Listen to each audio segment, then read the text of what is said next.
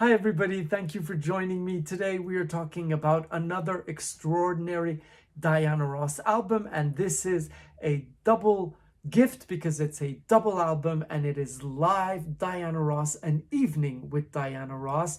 If you have never heard Diana Ross live, you are in for a treat. She is the entertainer of the century. She is made for the stage. She loves the stage, you could tell. And there's something very, very special that goes on between the audience and the star when she is live. She has a way of just seeing everything and to hold a room like nobody else, and she is absolutely extraordinary and also very much at ease. She has said many times that she loved being on stage. It was one of her favorite things, and you can tell. I saw her on stage 7 times, I think, and every time only in Paris when she came to Paris. And one of the last times I saw her, I was with a friend who had a sequin t-shirt, and she we were at 8th or 9th row, and she went like this because he was sparkly, and of course we went crazy. But that's just to tell you how comfortable she is and how she notices everything. I mean, she's just magical. She's the greatest star. And this album I absolutely adore. It's from 1977. Diana Ross was in her early 30s, and so the height of beauty, the height of voice, the height of everything. And she just holds this show. Now, this had an incredible run at the Palace Theater, and she had won a Tony Award, and then it went all over the United States and all over the world because she came to Paris with this show as well. It's a big, big, big production. You have a huge orchestra, you have back vocals, you have dancers. They're mimes, clowns. They dance around her and they help her change into her costumes. She has 12 or 14 costume changings depending on the show and what night, and depending on the room that she's in. And it's just an incredible, centered, all around Diana Ross show because Diana Ross needs nobody else. So she begins with a beautiful song called Here I Am. It's a Dionne Warwick staple, and it starts very, very quietly. You know, there's almost no music, just here I am, here I'll stay. And then all of a sudden she breaks into a song called I Wouldn't Change a Thing If I Had to Live My Life All Over. It's a song that was especially written for Diana Ross. She said in an interview, this is what I'm feeling, I wouldn't change a thing. She just goes ahead, does, changes her whole life. But, she just accepts anything that is given to her. And while she's singing that, her white outfit, her white gown is stretched out, and there's a long train, and it becomes a movie screen and is projected on the screen, which is her dress, scenes from the movie Mahogany, and then it's just torn off, I don't know how, and she ends up in the most beautiful sequin gold yellow jumpsuit that has beading on the front. Now, all her costumes were done by Bob Mackie and Ray Agayan. Now, Ray Agayan was Bob Mackie's collaborator. They were both at the same level. Ray Agayan has passed away, but there's something between Diana Ross and Ray Agayan which really worked, because you have to remember Diana Ross is a designer. She majored in fashion, and so she knows clothes, and she knows what she wants, and she knows exactly what she's going to wear. But Ray Agayan is an Oriental. He's from Middle East. I'm from North Africa. He's from the Middle East, and we both share the same taste in clothing. Well, you have to remember Diana Ross designed all the clothes for Mahogany, and she was praised for that by Bob Mackie, because he said because she plays a designer, it was important for her to design the clothes, really design, because she does everything to the maximum. After that song, she breaks into The Lady is a Tramp, which is the jazz classic, which she sings amazingly. She's done it before in the live album at Caesar's Palace. And then Touch Me in the Morning, one of her personal hits. And the audience just goes crazy when she begins, just touch me in the morning, a cappella, but also she can calm down the entire room, and then you think she's singing by herself to one person. It's so quiet, and she can, only Diana Ross can do that. Then she sings Smile, which is recorded in studio for the album Diana Ross, and she as a medley with Send in the Clowns, which she sings beautifully, and you have mimes who dance with her. They are a troupe of dancers, and they have the masks, and they're all dressed in black, because again, you don't want to distract from the whole thing is all about Diana Ross.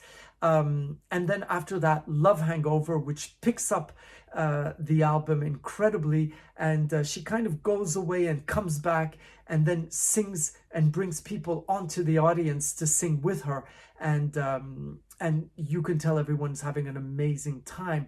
That's the end of side A. Side B, The Point, which is an entire fable, a children's story, where she sings excerpts from different songs absolutely beautifully, and it is dedicated to her daughter Rhonda, who loves this story, and who says, if you want to leave and do this show, you have to tell my favorite story. So it's very, very cute, and it's excerpts of beautiful, beautiful songs.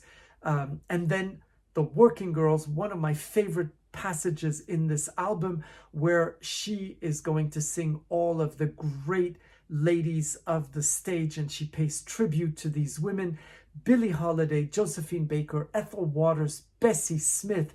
Now, in the television special, which was called An Evening with Diana Ross, she was made up to look like these artists, like Billie Holiday, like Bessie Smith, like Ethel Waters, and like Josephine Baker. Excuse me, she did not portray Billie Holiday.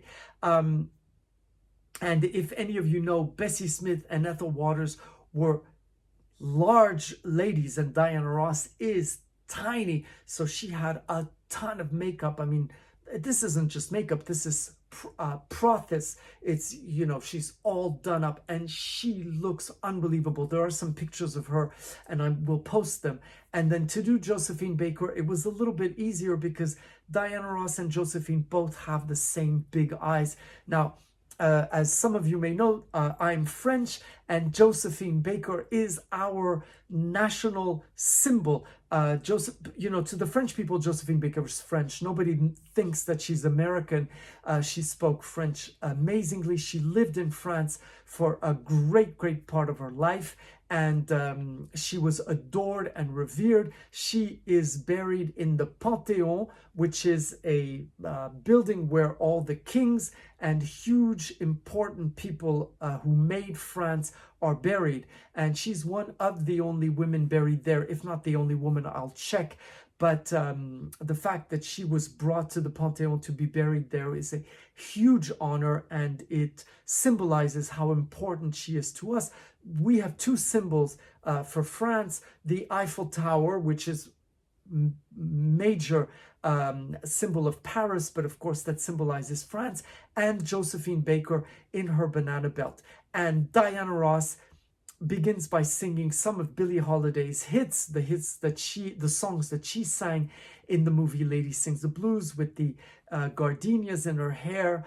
And then she goes straight into Josephine Baker, where she wears a feather piece, a headpiece, very much like this one, with all the bananas, because she's wearing a sequin bodysuit, magnificent sequin bodysuit. And so over it, she can put little pieces of accessories that she puts directly on stage, so that she can interpret all the different singers. She then sings Stormy Weather by Ethel Waters, and she knew Ethel Waters, and they sang together for a television show when Diana Ross was still Diana Ross and the Supremes at the Palace. And so she has always had a great admiration for the stars. When Diana Ross began and auditioned for Motown, she was rejected as a lead singer, and they preferred Florence Ballard for the 8 or 9 first singles, because they said she sounded too much like Eartha Kitt. And I'm not surprised, because you know, who doesn't want to imitate Eartha Kitt, you know, who's such another genius, and Diana Ross always pays tribute to these stars. Lena Horne also, and they work together in The Wiz. And then she sings Bessie Smith, I Need a Little Sugar in My Bowl, and God, does she sing that song amazingly. She is sexy, she is divine. The audience gets a huge kick out of it, and then she sings My Man beautifully. Again, it's her version from the movie Lady Sings the Blues, and of course it's a tribute to all these women, and she says, you know, they all sang about their joys, about their heartache and their pain, but it's another way of saying, oh, my man, I love him. So I know it's not very fashionable to say that today, but I still believe it can be true. Then it's the Motown story, and Diana Ross is very much attached to her roots, the Motown sound. She's the queen of Motown. I mean, yeah, she's the queen of Motown, I think. And so she sings Money, That's What I Want You Back, Please Mr. Postman. And she cites all of the big stars, Martha Reeves and the Vandellas, Stevie Wonder, Marvin Gaye, The Temptations. And then she introduces in the audience Smokey Robinson. The audience goes crazy. And then she starts with the Supremes medley, because it's such an important part of her career. Now, the Supremes, the Supremes are the Jones Girls, who are a great group, and they had their very own album, and Diana Ross introduces them as saying, don't they sound like the Supremes?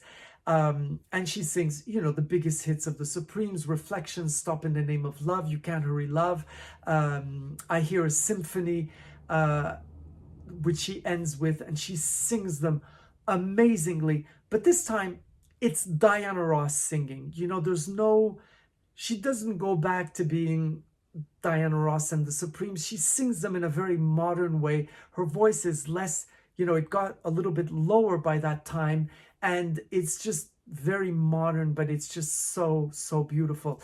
And then she sings Reach Out and Touch Somebody's Hand. It's one of her signature songs on stage, because she makes everybody raise their hands. I mean, hold each other's hands and raise their hands and sway back and forth. And only Diana Ross can do that. When you hear the song, you really can hear that the audience, I mean, you know that you can see them, even if it's just an album.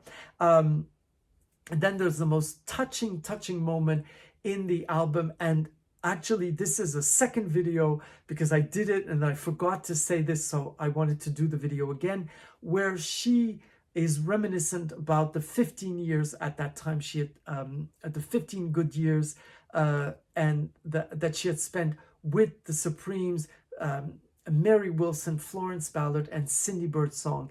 And she sings Baby Love very quietly, and then someone in the audience screams out, "You're all right, Miss Ross," and then everyone goes wild.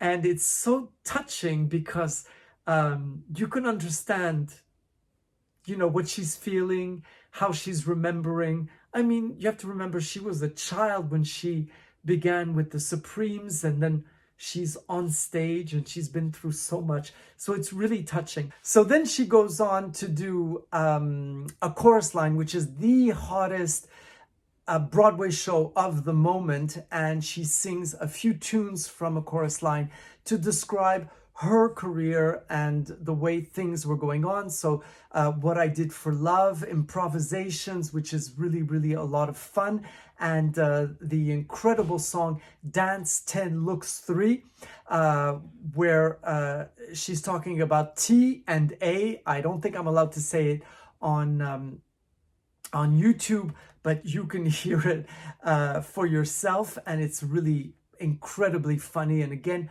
her comical qualities as an artist are really incredibly developed, and as an actress all the way. And then comes the end of the concert, and she finishes with an incredible monologue as a child, what she really wanted to become.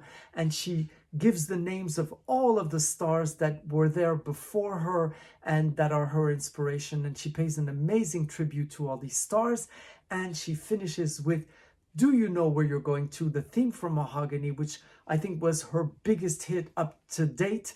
And right on to Ain't No Mountain High Enough, which is just the most magnificent song, but live it just takes on another dimension, and it's just absolutely gorgeous. And the album finishes to tremendous applause, and I just want to thank you all for being so patient with me. I know I take a long time, but I am passionate about these albums, and so the most important thing is for you to go and listen to Diana Ross, An Evening with Diana Ross, one of the greatest live albums. I'll see you next week for another Diana Ross album.